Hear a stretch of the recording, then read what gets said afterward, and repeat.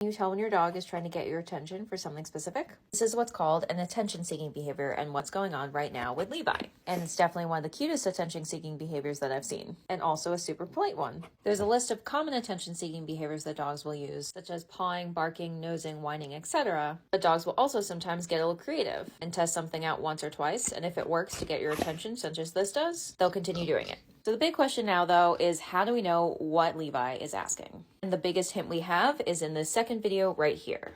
These initial little quiet barks could mean he's asking for almost anything. But if we catch the subtleties of the rest of this interaction, we can tell that he's likely asking for something specific. So let's talk through it.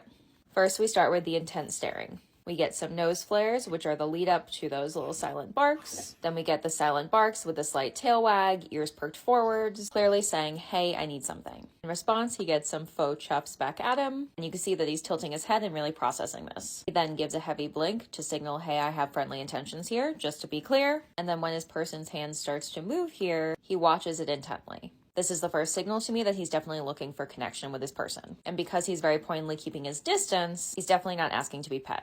He watches the hand does nothing, so he decides, well, I need to be a little bit more clear. And when he does his chuffs the second time, he raises his tail and does those soft swooping tail wags. He also does those little tippy-tappy paws and backs up. All of this tells me that he's looking for some one-to-one connection and likely play. I would try offering different types of specific engagement with him and see how he responds. And if that's not possible in the moment, come up with clear cues so he can understand that, or even offer him an alternative he can do on his own.